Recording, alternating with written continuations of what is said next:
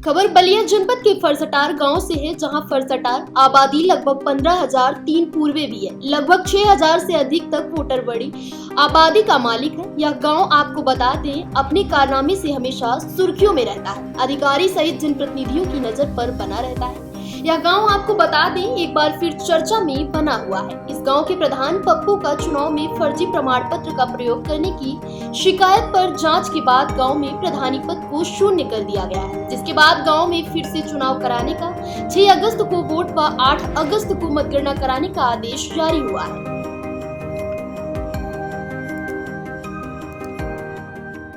समीर मौर्य, राम कृपाल वर्मा, ग्राम post फरसटार, तहसील बेलथर और जिला Ballia. Sir, आपके गांव में किस तरीके का चुनाव होने जा रहा है? हमारे गांव में उपचुनाव होने जा रहा है ग्राम प्रधान पद के। वजह क्या है फिर से चुनाव होने का?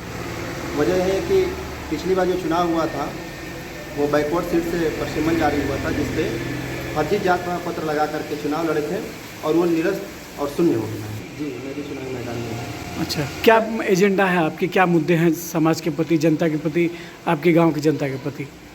अब तक देखा गया है कि गांव में जो भी कार्य हुआ है वो ना के बराबर हुआ है, और मेरा एजेंडा यही है कि गांव में नाली, खड़ंजा, शिक्षा का व्यवस्था और लाइट, ये सभी मेरे मेन एजेंडे में रहें और सर्वप्रथम इसी पर मैं कार्य करूँगा। तैयारी अच्छी चल रही है, काफ़ी हमारे जितने भी सहयोगी लोग हैं ये लोग भी अच्छे मेहनत कर रहे हैं कि चुनाव हम लोग विजयी कर लेंगे। अच्छा, बहुमत से। पूर्व में आपने क्या किया है अपनी जनता के लिए? अपने जनता के लिए पूर्व में जब भी कोई समस्याएं होती थी, जैसे कोई बीमार पड़ता था, कहीं कोई बताता था कि यहाँ पे जगह पे गड्ढा हो गया है, जैसे ऐसे भी कुछ समस्याएं जो भी होती है, गरीब घर में, गरीब महिलाओं घर में, जैसे किसी घर में शादी ब्याह हुआ, हर जगह हर पल मैं तत्पर रहा हूँ। मेरी सोच यही है कि जो भी सिस्टम से कार्य अभी नहीं हो रहे हैं उसको मैं सिस्टम में लाने का कार्य करूँगा। जैसे हर जगह यहाँ जारी हुआ है, जो भी जियो जारी हुआ है सरकार का, वो ये हुआ है कि आय, जात, निवास, जो भी प्रमाण पत्र जो जाते हैं ब्लॉक में लेने के लिए, तहसील में, वो अपने ग्राम पंचायत से देने की बात हुई थी, लेकिन यहाँ पर जाइए तो ग्राम पंचायत में ताला बंद रहता है। मैं सर्वप्रथम इसमें कार्य करूँगा कि लोग आएँ, जो ग्राम सभा के लोग हैं वो पंचायत से जिस शुल्क के साथ मिलता है उसी शुल्क को उन लोगों को पेड करना पड़े और उतना ही शुल्क में मिले।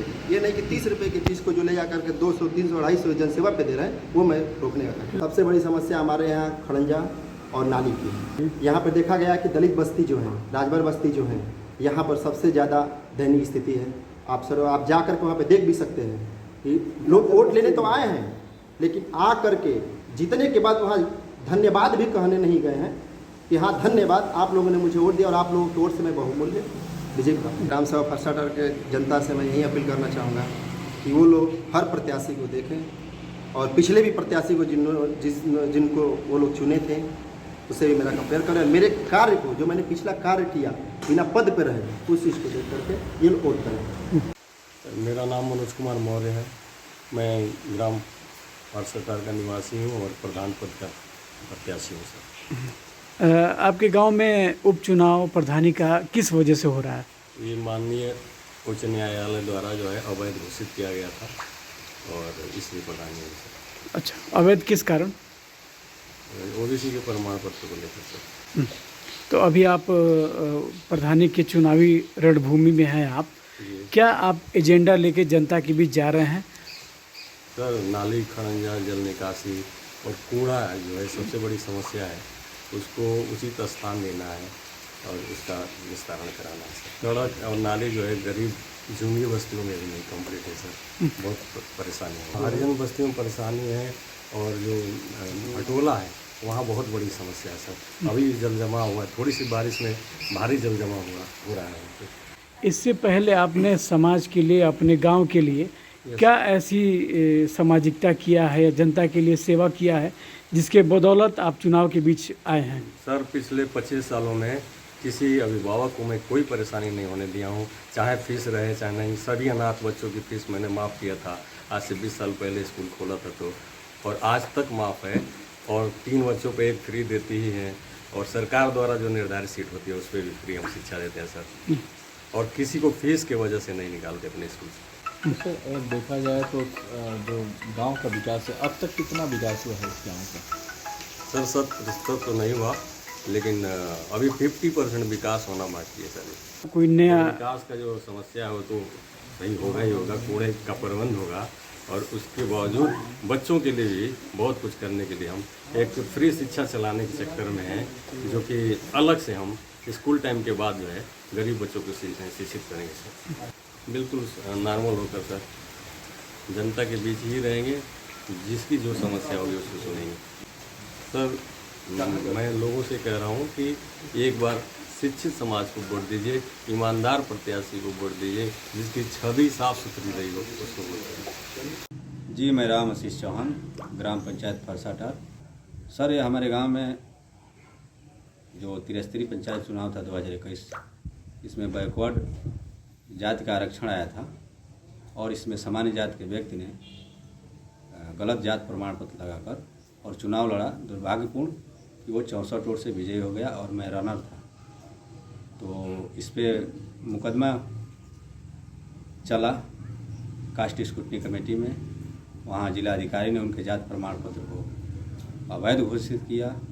फिर उसके बाद उसी उनके खिलाफ जो डीएम साहब ने आदेश घोषित किया था, उसी पे जो चुनाव याचिका दाखिल थी एसडीएम कोर्ट में, वहाँ भी चुनाव याचिका का निस्तारण हुआ और उसमें हमारे गांव का ग्राम पंचायत फरसाटार का चुनाव शून्य घोषित हो गया।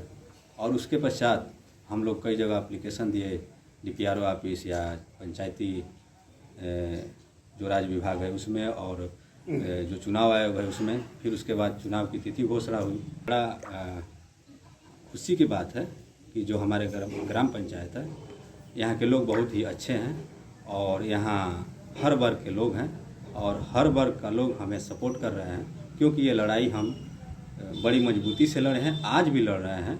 क्योंकि जो विवादित प्रधान थे जो बर्खास्त हुए हैं सर, यहाँ समस्या बहुत सारी है।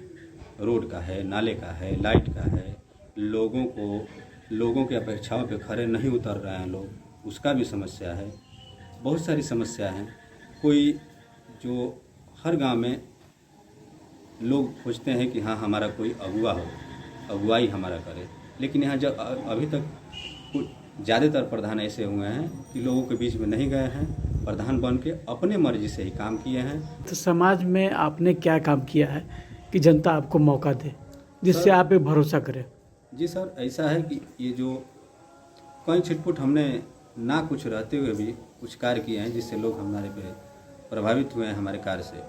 और समाज में हमने ऐसा मान लीजिए माहौल बनाया है कि जिससे सभी लोग हमसे बात करते हैं। हम किसी से अपना हमारा बच्चा हो या गांव के किसी अन्य व्यक्ति का बच्चा हो, हम सबसे एक भाव एक समान के हिसाब से रहते हैं। तो हम सबके दुख सुख में रहते हैं, जितना जिस रूप से रहते हैं उस रूप से हम सहयोग करते हैं।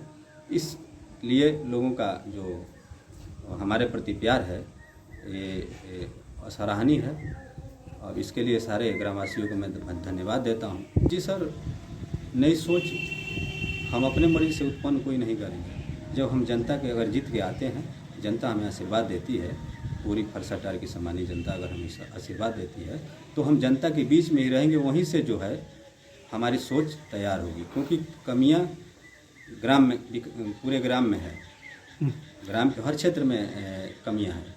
तो इसलिए जब उन लोग के बीच में रहेंगे तो वहीं से हमारी सोच उत्पन्न होगी।